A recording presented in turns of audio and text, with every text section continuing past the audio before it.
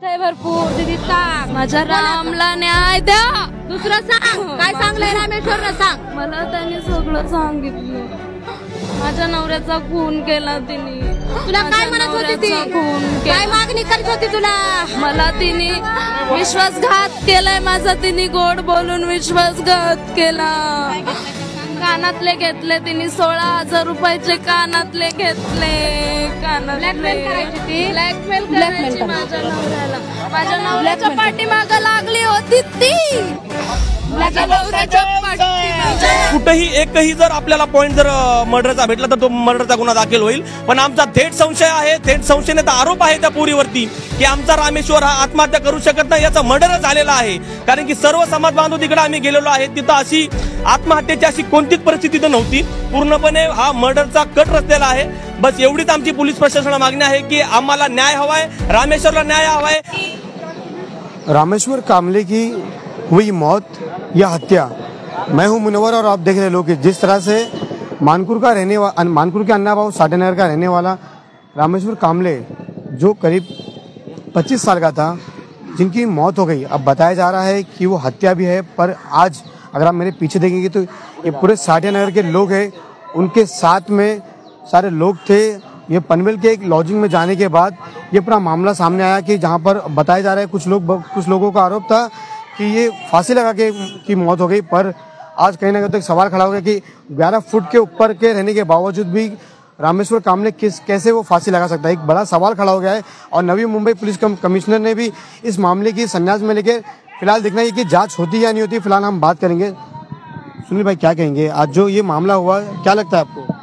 त्या ठिकाणची जी परिस्थिती बघितली आणि जो रामचा स्वभाव बघितला तर अतिशय प्रेमळ आणि सुज्ञ मुलगा होता.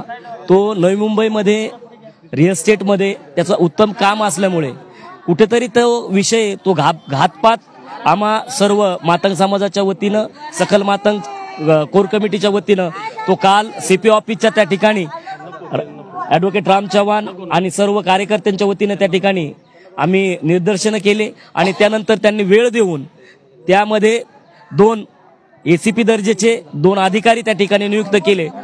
आणि त्यांनी असं सांगितलंय की त्या ठिकाणी कुठलाही घातपात संशय असेल आणि कुठेतरी तो शून्यापासून तो तपास पूर्ण करून त्या ठिकाणी गुन्हा दाखल करण्याचे त्यांनी त्या ठिकाणी आदेश दिले.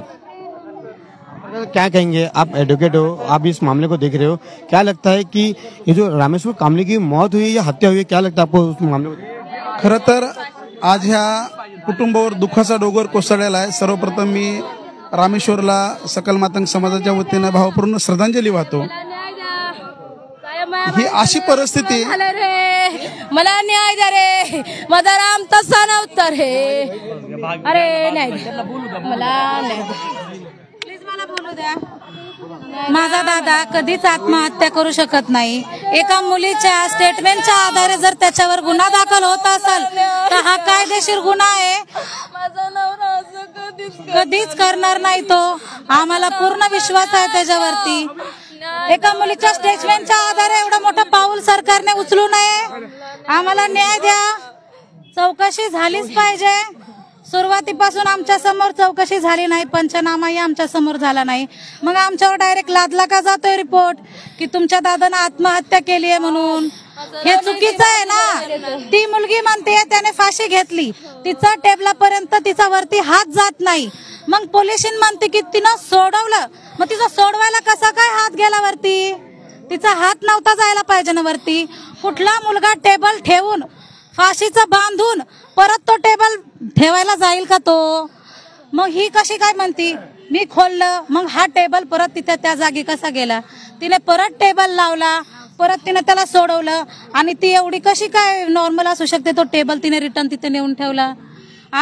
ही जी स्टोरी माझ्या दादासोबत घडवली आहे ना तिने, तीच स्टोरी तिने त्याला चॅटिंग वरती तिने पाठवलेली की 8 वर्षाच्या मुलीचं असं काही घटना झाली, तिने आत्महत्या केली फाशी घेऊन. तिचे गुडघे असे टेकवलेले होते आणि परत सांगितलं तर बेड होता, तिथं कपाट होतं.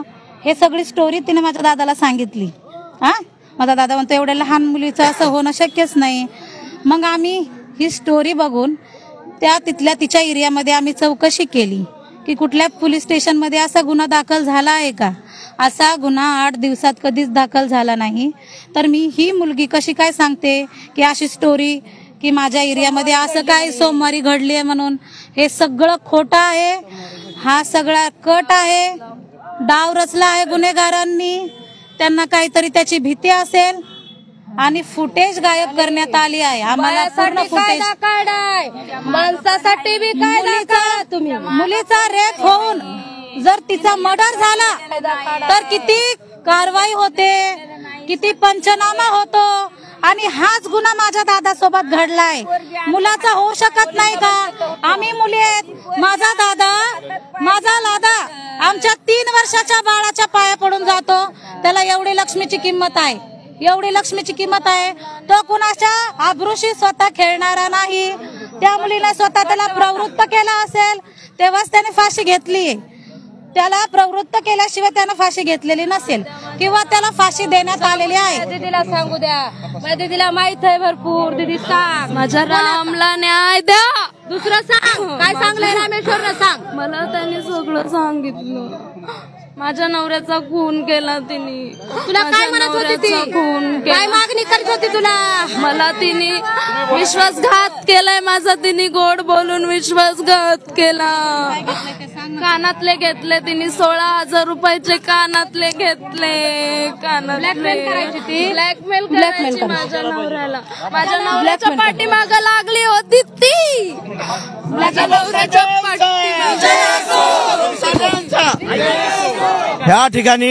ह्या ठिकाणी सरळ सरळ पोलीस प्रशासन आणि तेथील त्या मुलीवरती गुन्हा दाखल झाला पाहिजे. गुन्हा दाखल झाल्यानंतर पुढे पाणी दूध का दूध पाणी का पाणी हो जाएगा. परंतु आमची तेथील पोलीस प्रशासनाची विनंती आहे संपूर्ण समाज बांधवाच्या वतीनं की त्या ठिकाणी त्या मुलीवरती गुन्हा दाखल झाला पाहिजे. नंतर तमाम समाज बांधव त्या ठिकाणी आम्ही आंदोलन करणार आहोत. आणि आज ज्या पद्धतीनं आज महाराष्ट्रातल्या मातंग समाजाच्या भावना आहेत की आमच्या तरुण मुलाचा अशा पद्धतीनं जर खून होत असेल तर हा सरकार आमच्यावरचा अन्याय त्याच्यावर कमी करणार आहे का, बंद करणार आहे का? आज त्याची बहिणीचं एक स्टेटमेंट आलं की 3 वर्षाच्या मुलीला जर हा व्यक्ती पाया पडून जात असेल, एवढा श्रद्धाळू व्यक्ती, कुठली नशा पाणी न करणारा, माळ घालणारा व्यक्तीचा जर असा अंत होत असेल तर खरंच महाराष्ट्रातील मातंग समाजाच्या तरुण मित्रांना माझी विनंती आहे की आज काळाची गरज आहे की आपण एक यावं लागतंय. ज्या पद्धतीने त्याच्या बहिणीनं आणि त्याच्या मिसेसनं, पत्नीनं जे काही प्रश्न विचारले त्या प्रशासनाला, ते प्रश्नाची उत्तर नक्कीच हे प्रशासन, नवी मुंबई सीपी आणि महाराष्ट्राचे महासंचालक देतील. जर रामेश्वरला न्याय मिळाला नाही तर कालच त्याच्या वडील अशोक कांबळे आणि सीपी साहेबांच्या समोर सांगितलं की मी तुमच्या ऑफिसच्या समोरून आत्मदहन करील. माझ्या मुलानं फाशी घेतलेली नाही, त्याला फाशी दिली गेलेली आहे. आमची मागणी आहे कालपासून 20 तारखेला घटना घडलेले आजपर्यंत आम्ही ती बॉडी ताब्यात घेत नव्हतो. त्याच्यानंतर सन्माननीय महाराष्ट्र नवी मुंबई सीपी साहेबांना त्याच्यामध्ये 2 तपासी अधिकारी नेमलेले, ते क्राईम ब्रँचचे एसीपी आणि दुसरे रेग्युलर क्राईम ब्रँच एसीपी वाले, अशा 2 एसीपी दर्जाचे अधिकारी ह्या गुन्ह्याचा तपास करत आहेत. आणि जे काही प्रश्न सामान्य व्यक्ती आता त्याच्या बहिणीला पडलेले आहेत, त्याच्या बायकोला जे पडलेले आहेत, त्याच प्रश्नाची उत्तरं आम्ही ह्या प्रशासनाला विचारत आहेत. वहाँ पे मामला देखा गया कि वहाँ पे बताया जा रहा है कि जो मैनेजर था वो खुद वहाँ पर जाके वीडियो बनाया, वीडियो बनाने के बाद में वो वीडियो भी डिलीट किया गया, ऐसा मामला है. हे खरं आहे की ज्या वेळेला आम्हाला कळालं की खांदेश्वर पोलीस स्टेशन ज्या सिनियर मॅडम आहेत त्या मॅडमनं त्या हॉटेल मालक आणि मॅनेजर कडून जो व्हिडिओ घेतले होते ते व्हिडिओ स्वतःजवळ सेव्ह करून ठेवले आणि असं सांगितले की तुम्ही तुमच्याकडचे व्हिडिओ डिलीट करा. आता ह्याचा जर आत्महत्या करायची होती तर त्याने व्हिडिओ डिलीट का करायला लावले त्या मॅडमनं? असे हे जे काही प्रशासनातले पडलेले आमचे जे काही प्रश्न आहेत ते प्रशासनानं, पोलीस प्रशासनानं त्याच्या फॅमिलीला ती उत्तर द्यावी. त्याचबरोबर आमच्या समाजाचे पण काही प्रश्न आहेत की जर एखाद्या 32 वर्षाचा जो तरुण पोरगा आहे, जो चांगल्या पद्धतीने रिअल इस्टेटमध्ये काम करत होता, त्याच्या रिअल इस्टेटमधल्या काही दुश्मन लोकांना, त्याच्या काही पार्टनरनं, त्याच्या काही मित्रांनं जर असं काही त्या मुलीला हाताशी धरून जर हे काही कृत्य केलं असेल तर त्याला न्याय पण मिळाला पाहिजे ना. हे न्याय मागण्यासाठी जी सगळी जनता, मातंग समाज रस्त्यावर उतरलेला आहे. आणि आज तर काहीच नाही, पण ह्याच्यानंतर जर आम्हाला पोलीस प्रशासनानं न्याय दिला नाही तर नक्कीच महाराष्ट्राच्या मातंग समाज ह्याच्यामध्ये आंदोलन करेल आणि तीव्र आंदोलन असतील. प्रशांत भाई क्या कहेंगे आप क्या कहेंगे जिस तरह से आप वहाँ पर जाके वीडियो बना के और सीपी मैडम सर से मिलके आए थे, क्या हुआ अपना मामला? पहिल्या दिवशी जी घटना घडलेली आहे तर पहिल्या दिवसापासून तिथलचे खांदेश्वर पोलीस स्टेशनचे पोलीस वरिष्ठ निरीक्षक स्मिता ढाकणे मॅडम यांचा पहिल्या दिवसापासून हेच स्टेटमेंट आहे की त्या मुलाने फाशी घेतली. मला हे सांगणं आहे, हे विचारणं आहे प्रशासनाला, पोलीस प्रशासनाला, की तुम्ही पीएम रिपोर्ट न बघता, ती वास्तुस्थिती न बघता तुम्ही डायरेक्टली एखादा व्यक्ती तिथे असेल तो स्वतः थोडी बोलणार की मी मर्डर केलेला आहे त्या व्यक्तीचा, की तो बोलणार की मी त्याला फासा लटकवलंय. पहिल्या दिवसापासून सांगतात की फाशी घेतली, फाशी घेतली, फाशी घेतली. पीएम रिपोर्ट आला नाही तरी यांचं चाललंय फाशी घेतली. मला एक थेट असा आमचा संशय आहे, स्मिता ढाकणे मॅडम आणि ज्या मॅडमकडे केस होती त्या सुप्रिया पवार मॅडम, ह्या दोघी मॅडम ज्या आहेत ह्या प्रकरणाला कुठं पाठीशी तर घालत नाहीत ना, गुन्हेगाराला कुठंतरी हे लोक बळ देत नाहीत ना, असा आमचा थेट गंभीर आरोप ह्या दोन मॅडमवर आहे. पण सीपी साहेबांनी आम्हाला काल शब्द दिलेला आहे की तुमच्या जे रामेश्वरचे वडील आहेत त्यांना एक आव्हान केले की माझ्या मुलाला जर न्याय भेटला नाही तर मी आत्मदहन करेल. तर सीपी साहेबांनी आपल्याला शब्द दिलेला आहे की मी 2 PSI ACP ऑफिसर मी ह्या केससाठी मी हे करत आहे, नेमणूक करत आहे.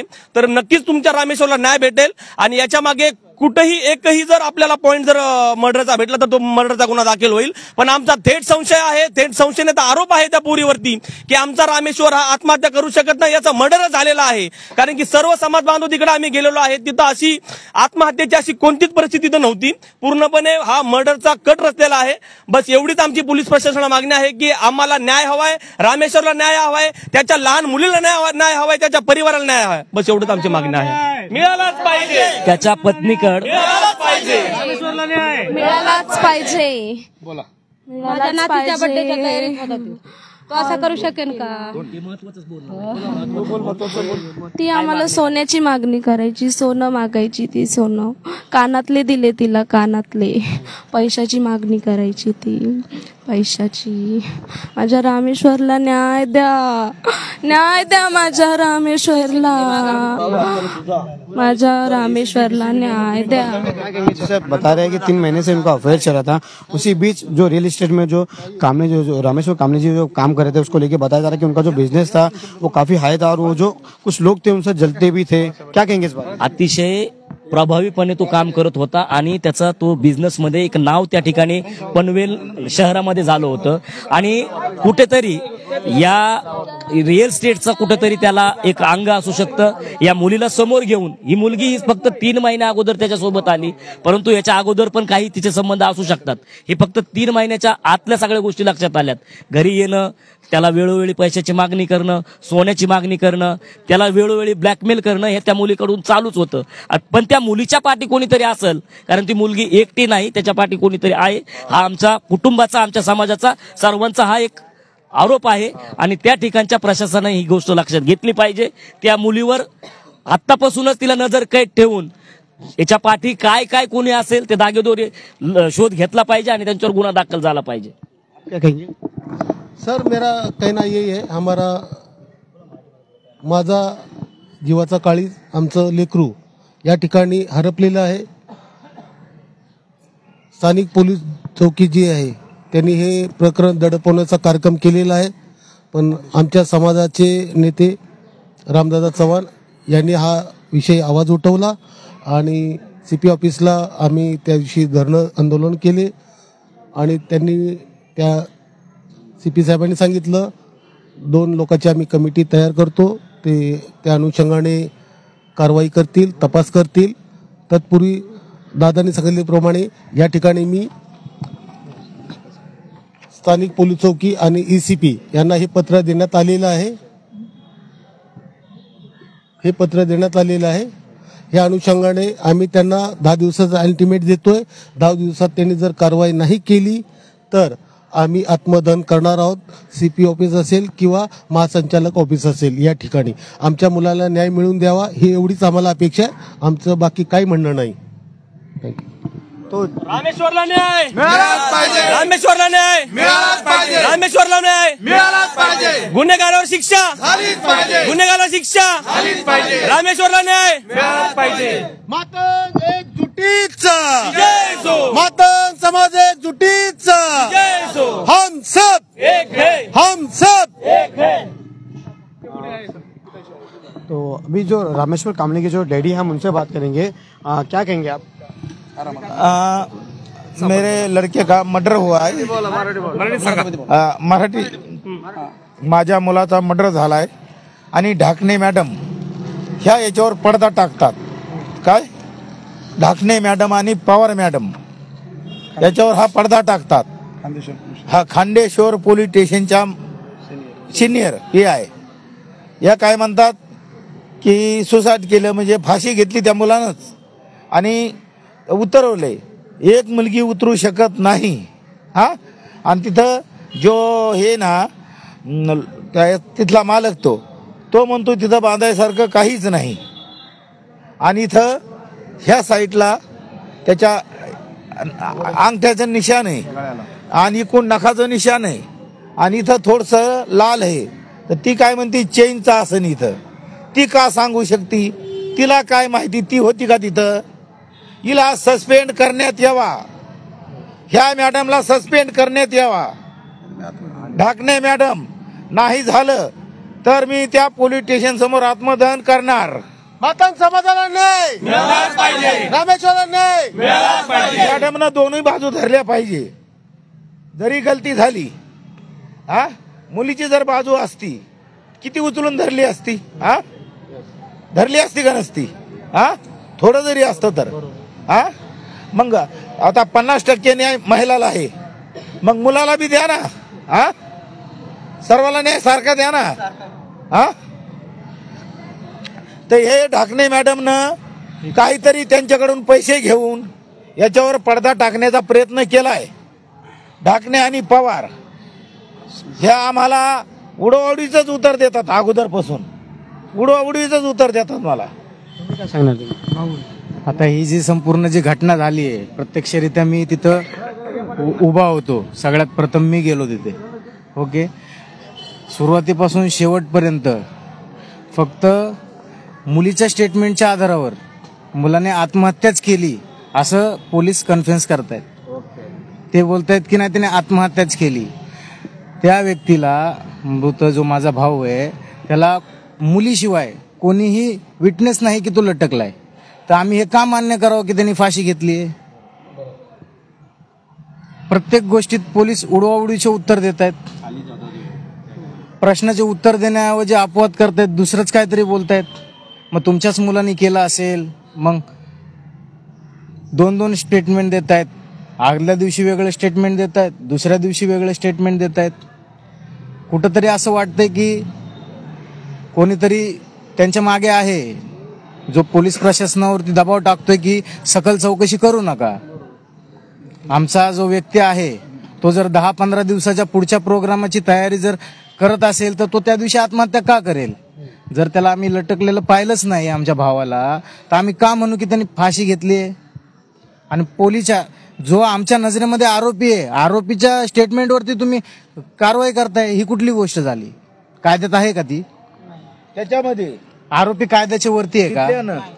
तिथल्यानं जे व्हिडिओ केलते रेकॉर्डिंग डिलेट त्या सिनियर PIनं डिलेट मारायला लावले. काय हॉटेल मालकाला त्या हॉटेल मालकाला.